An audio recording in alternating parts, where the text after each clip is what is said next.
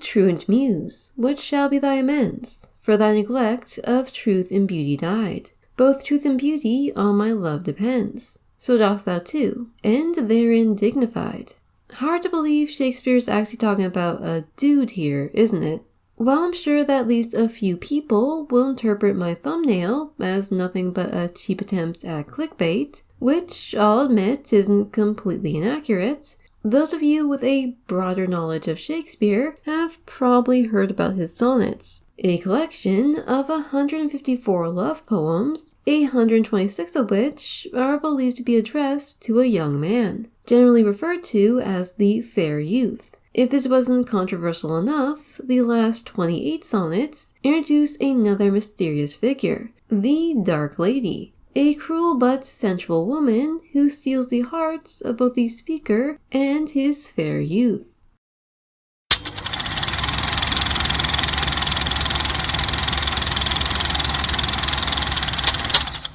While Shakespeare's sonnets are well known for their themes of same-sex love, the first 17 poems in the series, also known as the Procreation Sonnets, urge the fair youth to settle down and start a family, chiefly for the purpose of preserving his beauty through the lives of his children. From fairest creatures we desire increased, that thereby beauty's rose might never die. But as the Ripper should by time decrease, his tender heir might bear his memory. However, this trend changes as soon as we hit Sonnet 18. Shall I compare thee to a summer's day? Thou art more lovely and more temperate. While the subject of this poem is never identified as male or female, a fact which has probably contributed to the poem's repeated use in heterosexual romance stories, thee to a summer's day, thou art more lovely and more temperate. Poem 18 marks a shift in the subject matter of the sonnets, from marriage and procreation to love and admiration of the fair youth. Oh, carve not with thy hours my love's fair brow, nor draw no lines there with thine antique pen. Him in thy course untainted do allow, for beauty's pattern to succeeding men. The following 108 sonnets bear witness to a loving but complicated relationship between the author and the fair youth. Filled with love and admiration, Lord of my love, to whom in vassalage thy merit has my duty strongly knit, to thee I send this written embassage, to witness duty, not to show my wit. Difficult separations, let me confess that we two must be twain, although our divided loves are one. So shall those blots that do with me remain, without thy help by me be borne alone. The occasional disagreement and reconciliation, no more be grieved at that which thou hast done. Roses have thorns, and silver fountains mud. Clouds and eclipses stain both moon and sun, and loathsome canker lives in sweetest bud. And a very strong appreciation of the fair youth's good looks. A man in hue, all hues in his controlling, which steals men's eyes, and woman's souls amazeth. By contrast, the Dark Lady, though not without her charms, is frequently described as cruel and ugly. My mistress's eyes are nothing like the sun. Coral is far more red than her lips red. If snow be white, why then her breasts are dun. If hairs be wires, black wires grow on her head. I have seen roses damasked, red and white, but no such roses see I in her cheeks. And in some perfumes is there more delight than in her breath that from my mistress reeks. And yet by heaven I think my love as rare as any she beheld with false compare. While I admit that my knowledge of poetry is severely limited, I'm fairly certain insults are not a common feature of love poems. Unlike in the Fair Youth sonnets, the author's romance with the Dark Lady is heavily steeped in eroticism, with carnal desire being one of, if not the only, driving force behind the relationship. Though this proves to be poor compensation, as the author frequently vents his unhappiness with the relationship. If eyes corrupt by over-partial looks be anchored in the bay where all men ride, why of eyes' falsehood hast thou forged hooks, whereto the judgment of my heart is tied? In things right true my heart and eyes have erred, and to this false plague are they now transferred. Speaking personally, these last 28 poems give off a feeling of imprisonment, almost as if the author was cast under a spell, compelled to be with someone for reasons beyond his comprehension. Or maybe that's just how hormones work.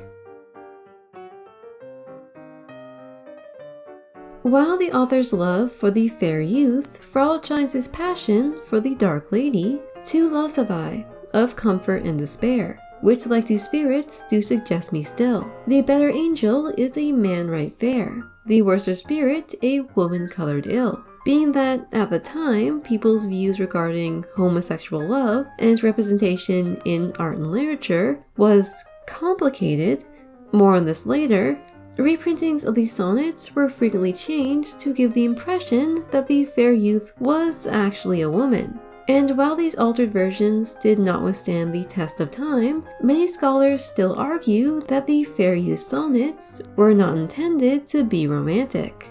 One such argument revolves around the idea that these sonnets were not written from Shakespeare's perspective, and that the romance and characters are all completely fictional.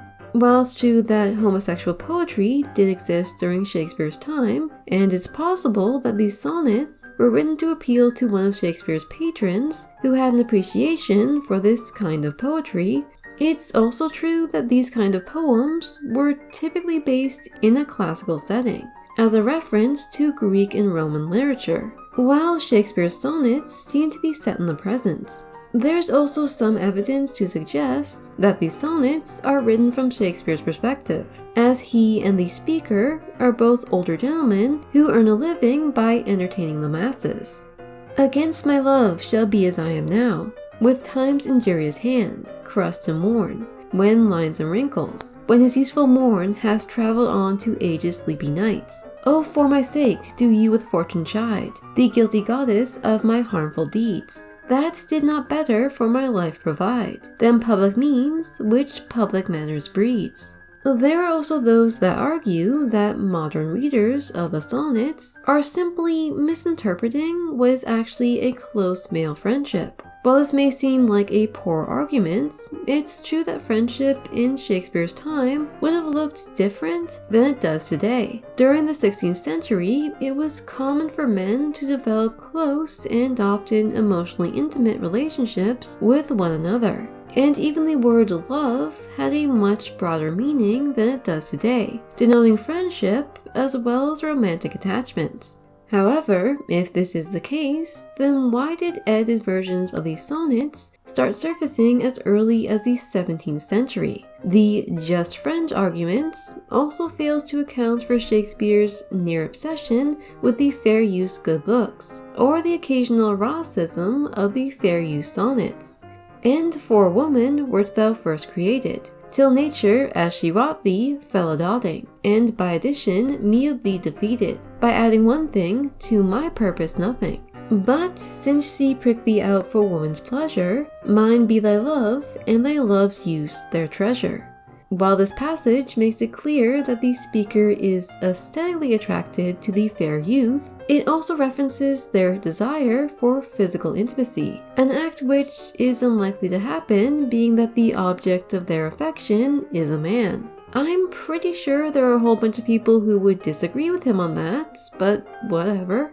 These sonnets themselves also provide a viable clue as to the nature of the speaker's relationship with the fair youth, as sonnets were strongly associated with sexual love during the 16th century. I'll be sworn upon it that he loves her, for here's a paper written in his hand, a halting sonnet of his own pure brain, fashioned to Beatrice. From this evidence, we can clearly deduce that the only thing we know for sure about Shakespeare's sexuality is that we know absolutely nothing.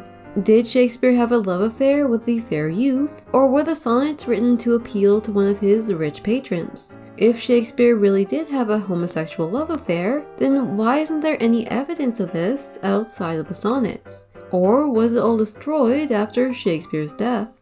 These are all questions that will probably never be answered, and honestly, this uncertainty is part of what makes these sonnets so interesting. It's a mystery.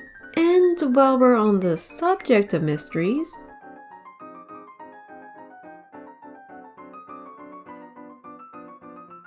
Next to was Shakespeare gay, the most frequently asked question about the sonnets is who were the fair youth and the dark lady? And while we will probably never have a definitive answer to these questions, these sonnets do give us some clues as to their identity. When it comes to identifying the fair youth, perhaps the biggest piece of evidence has to be the sonnet's dedication, which credits a Mr. W.H. as the only begetter of these ensuing sonnets, being that it was Elizabethan custom to dedicate a collection of sonnets to the person they were addressing. Many scholars now believe that Mr. W.H. and the fair youth are the same person. Looking to the sonnets, we can further deduce that the fair youth was young, obviously, probably from an aristocratic family, being that he possessed a title, a fair house, and servants, and that he had a somewhat androgynous appearance, given Shakespeare's proclivity for describing him using both feminine and masculine language. A woman's face, with nature's own hand painted, hast thou the master-mistress of my passion. Describe Adonis, and the counterfeit is poorly imitated after you. On Helen's cheek all art of beauty set, and you in Grecian ties are painted new. All these factors combined have culminated in the theory that the fair youth, aka Mr. W.H., was one of Shakespeare's rich patrons, with two of the most prominent candidates being Henry Wriothesley, 3rd Earl of Southampton, and William Herbert, 3rd Earl of Pembroke. While both men possessed criteria that aligned them with the fair youth, being that they were both wealthy and considerably younger than Shakespeare, the academic community has yet to reach a consensus. Though speaking personally, I consider William Herbert to be the more likely candidate, being that he was 7 years younger than Wriothesley and thus more age appropriate. It's also well known that Herbert had an affair with Mary Fitton, a fellow courtier who some believe was the inspiration for the Dark Lady. Unlike the fair youth, intrigues into the identity of the Dark Lady tend to be quite varied, given that the information we have about her is very limited. However, there are a few notable details that can help to narrow down her identity, starting with Shakespeare's very damning description of her in Sonnet 130, where he reveals that her hair is black and her breasts, and by extension the rest of her skin, is dun, or dark. Shakespeare also implies that his dark lady is in the habit of having carnal relations with other men. Oh, but with mine compare, thou thine own state, and thou shalt find it merits not reproving. Or if it do, not from those lips of thine, that have profaned their scarlet ornament, and sealed false bonds of love as oft as mine, robbed others' beds revenues of their rents. Combined, these facts have led some to conclude that the Dark Lady was actually a Lady of the Night, with one of the more likely candidates being Lucy Negro, a well-known figure who ran a brothel in Clerkenwell, London.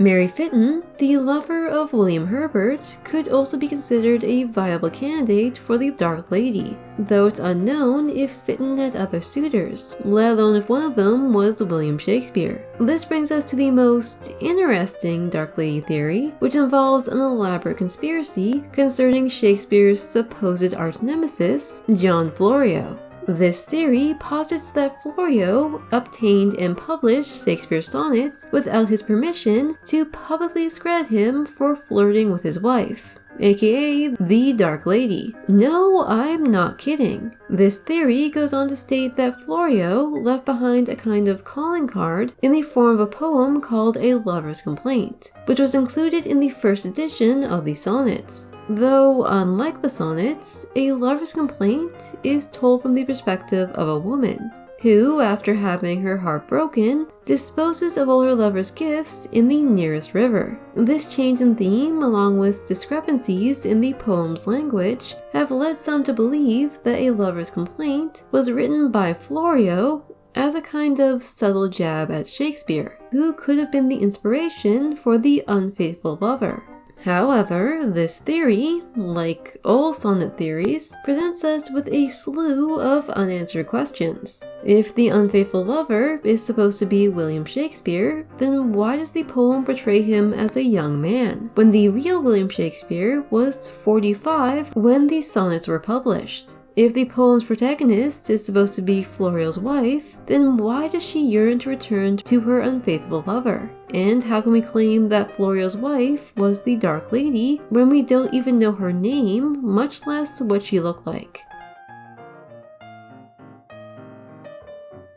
On the face of things, Shakespeare's sonnets are a beautiful work of literature, wrapped in enigma and draped in a rainbow flag. While the question of Shakespeare's sexuality and the true nature of his relationship with the fair youth remains a mystery, it's hard to ignore the impact that these sonnets have had on the LGBTQ+ community. From Oscar Wilde's short story, A Portrait of Mr. W.H., to the BBC television drama, A Waste of Shame, and even the more recent short film, Lascivious Grace, people in the LGBTQ+ community and beyond continue to take inspiration from Shakespeare's sonnets, a trend which I don't think will be slowing down anytime soon.